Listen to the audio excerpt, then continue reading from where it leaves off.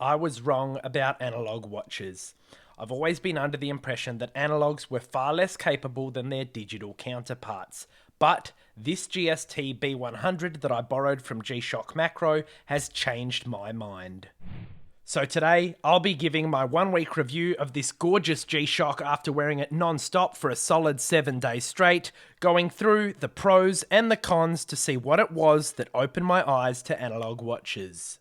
Plus, at the end of the video, I have an unprecedented double Watch of the Week community poll planned for you guys. You heard that right, double. So stick around to the end.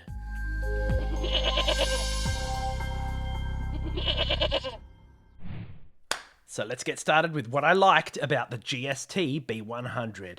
First of all, this watch was so comfy over the week that I wore it, and I felt like I won the lottery because this notch was the perfect spot where it wasn't too tight and wasn't too loose. Next up, this watch is what I would describe as rugged, manly, and handsome. Just look at this absolute beastly design.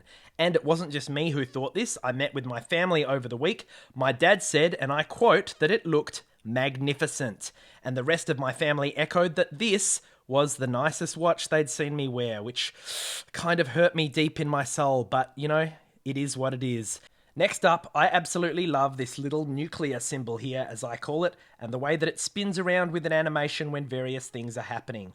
Really cool that it has that red accent behind it too, which just matches the text for the Sunday on the dial there, as well as the Bluetooth connection button here.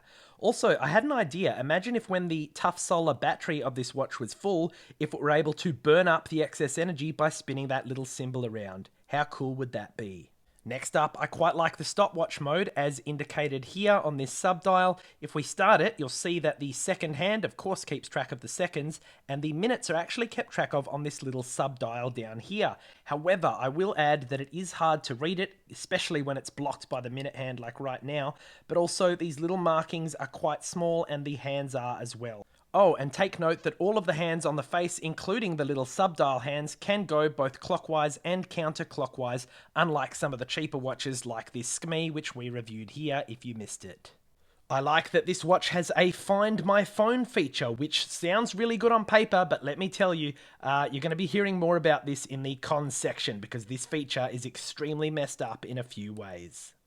Next up, it's the alarm, which I found out to adjust it, you have to unscrew the crown to loosen it, then you just sort of pop it out by one click, and you can make adjustments. Now, the little subdial down here is what you actually twist to adjust the alarm. Now, initially, this upset me, because I'm like, man, look at how slow this is. It's like, you can move the minute hand 1 minute at a time, but, you know, the hour hand, that's going to take you years to get to the other side. But what I found is that if you spam it, see, it just kind of starts auto-turning. And then, you know, let's say we wanted to, I don't know, make it about 1 o'clock. You just, stop it back. And then you can just kind of adjust your way back from there. So really cool way to handle that. Next up, I love that this watch is tough solar, and the reason for that is because all of the time that I'm spending in the sun, it just makes me feel so productive when this is sitting there knowing that I'm charging my battery. Next, I like how quickly you can start a timer despite what you may think. If we press the mode button twice to enter the timer mode, you might think you have to wait for all of these hands to get into position, but no, you can actually start the timer very promptly, and those hands will get into position without affecting it. Very well implemented. Oh, and I will say for the alarm of this watch that although it's not the loudest I've ever heard, it is definitely loud enough to wake you up in the morning. So here's what I found so eye-opening about this G-Shock. It's really just all of those positives that I've mentioned tied together in an analog watch shell. It's just not something I'm used to. It's one of the main reasons that when I reviewed the Casio Duro, which was a great watch by the way, you can check out the review here, but it just didn't have all of the features that I'm used to seeing on digital watches like this Casio Royale. All right, but what I found with this particular G-Shock is that it managed to do everything I needed. It has a stopwatch, a countdown timer, alarms.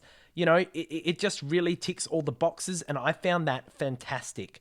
So overall, I found myself fundamentally changing my mind about analog watches based on wearing this. So a massive thank you to G-Shock Macro for lending me this watch, which opened my eyes. Now, all of the praise that I've mentioned about the G-Shock GST-B100 does not mean that this watch is perfect. In fact, far from it. There's many things that I will talk about in the cons that might change your mind about this thing. So we will get into those. But first, remember, we do have a very special Watch of the Week double community poll coming up. So do make sure you are a subscriber with notifications on so you don't miss voting on our next Watch of the Week poll. Come back here. Take a seat. Now, guys, Bubble is here not only as usual to advise you to ram the like button like she usually does, but we had a comment from Venito saying that we don't see enough Bubble, so you wanted to see more. So I thought I'd show you a bit more of her today. Oh, Bubble, what would you... She wants a treat, don't you? Sit. Good girl. There you go. What a great puppy. Aren't you, Bubble? Now, paw. No. Paw. Good girl. There you go, Bubble. Bubble, I got something for you. Check it out.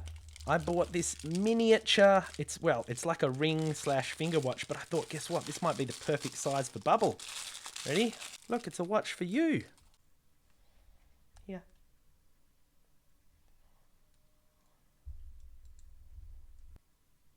Oh, I don't know. No, that ain't gonna fit, is it, Bubble? That's too small even for you. Ugh. Get that off, she says. But yeah, pretty cool, I guess, if you wanted to wear one on your finger. You know, not really my thing, but hey, if you do want to get one, I'll be leaving links for you below. Oh, and that reminds me, Bubble, come back here, look. Bubble is here to remind you that if you would like to get your hands on the GST-B100, Bubble and I will, of course, be leaving the best price link we could find for you in the description below. Isn't that right, Bubble? Oh, all right, that's enough fun with Bubble. Now let's get into the cons. These are the things that I dislike about the GST-B100. First up, this mode button is in a very unusual spot at the top left, which is completely inconsistent with every Casio watch I've ever seen. It's usually down there in the bottom left. This doesn't just apply to Casios, but all other G-Shocks I've seen as well, and even with SKME watches. But of course, they copied that off Casio, so what can you expect? Secondly, these hands on the dial often cover critical parts of the display. As you saw earlier, in fact, I couldn't even tell the hand on this little subdial because the hand was covering all of the digits. Now, even in the unboxing video for this watch, which is here if you missed it, I couldn't even see the Thursday and Friday on this little weekday subdial because this great big ass of the hour hand was covering it. Next up, these instructions are completely pathetic. After my unboxing video, I actually took the time to read through all of these, and there is so many things missing. And you want to know the main thing that was missing from the instructions? There is nothing in here about unpairing whatsoever. And obviously, this isn't my watch. It belongs to G-Shock Macro. I was completely unable to unpair this watch from him so that I could get it connected to my app, which, by the way, you need to do for a bunch of features. And for those of you wondering how unpairing is done, you actually have to pop out the crown 2 times and then hold down the connect button for about 10 seconds. And this is information that I only figured out by stumbling across an obscure YouTube video. Now, speaking of the G-Shock app, one thing I really dislike about this watch is that there are certain settings that you can only turn on and off by using the app, which is just pathetic. An example of this is with the key button press sounds, which I don't mind, but I've heard in numerous comments from you guys that some of you don't like this. Imagine not having an option to turn this off from within the watch. I feel really strongly about this, guys. I honestly feel like there should be a physical backup option for any of the functionalities, and that backup option should not involve you having to spam press a button 900 times, for anyone who remembers that ungodly review. Now, this next issue I had with the watch, I honestly have no explanation for, but maybe one of you guys can tell me what happened. So after I had equipped this watch, read through all the instructions and had it all perfectly set up with my settings, the very next day, inexplicably, the date window was wrong. It was just straight up incorrect. It was off by 1 day, even though it had grabbed all of the settings from my watch. Now, I was able to correct this by simply pressing the connect button, and it then paired with the watch and corrected the date. But How did that happen? Obviously, it should have done that the first time, so if you have any ideas how that happened, please let me know. This next issue, I honestly couldn't believe when I figured it out, and it was extremely annoying. This is the connect button, and as you'll see, when we press it, it will attempt to connect to the watch. Guess what? The connect function does not work if you have either a stopwatch or a timer going. Allow me to demonstrate. Let's start a timer just here, like so. All right. Now, if we go back to the home menu, the connect button does absolutely nothing at all. And I found myself just baffled trying to connect it. I'm like, why isn't it working? And then I had this idea, maybe it's because I've got a timer active. Let me just stop and reset that, which I did. And then sure enough, it started working again. So I really don't know why you wouldn't be able to connect when a timer or stopwatch is active. Maybe because the Bluetooth connection resets everything, but if you've got a better idea, again, let me know. And last but not least was my biggest issue that I found with this watch, and that was the phone finder feature. To start off, nowhere in the instructions whatsoever does it mention how to use this thing, okay? You'd think that you can just press find and it will work. Well, if you are connected to your phone, it's not that easy. Now, I did trawl through the paper instructions. Obviously, no help there, okay? I had to go into the Casio app. Even then, it was a ludicrous amount of text, so I had to search for the word find, and only then did I find the instructions. It really wasn't helpful at all. All it said was that it wouldn't work if there was an active Bluetooth connection or the phone is too far away. Now, to be clear, what you would expect of the advertised phone finder feature is that you simply press the button and the watch will Bluetooth connect to your phone that is lost and make a noise so that you can find where it is. If only it were that easy.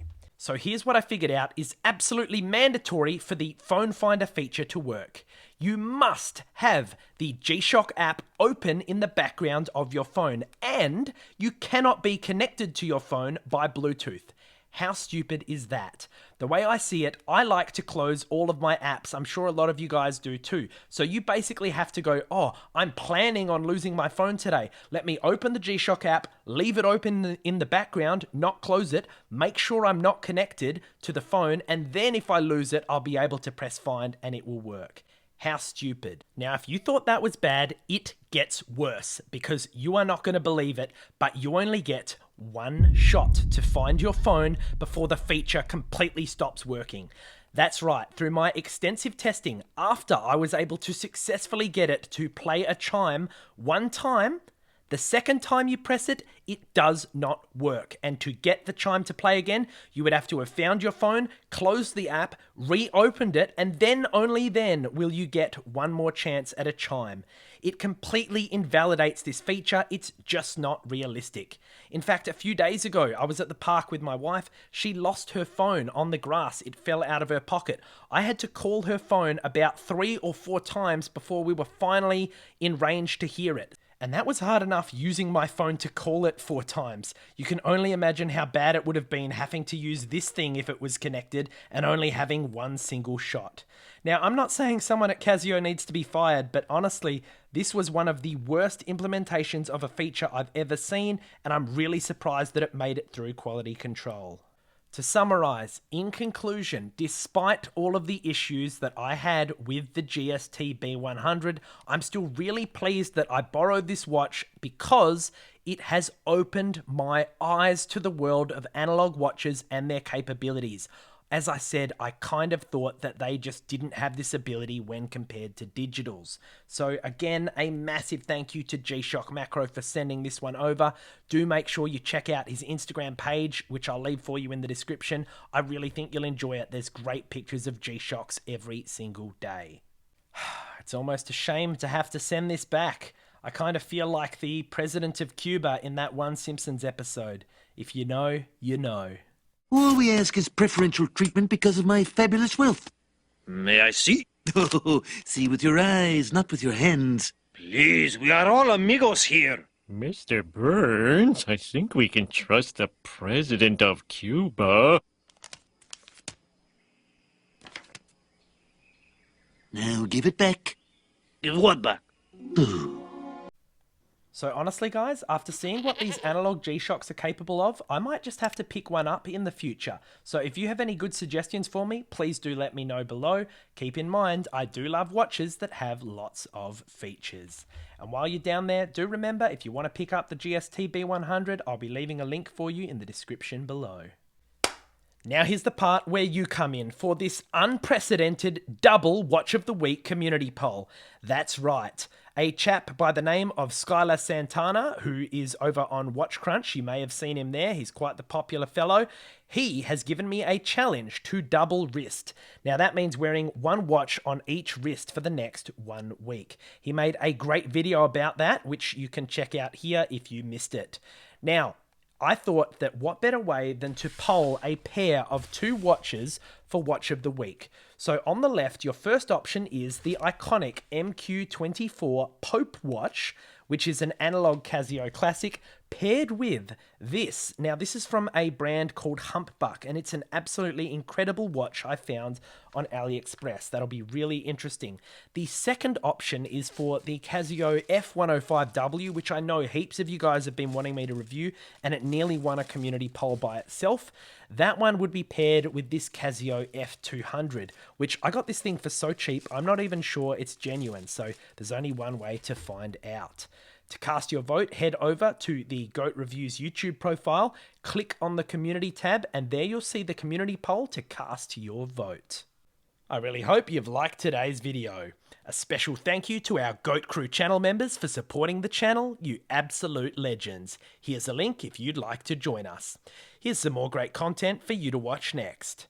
Thanks for watching, and I'll see you in the next review.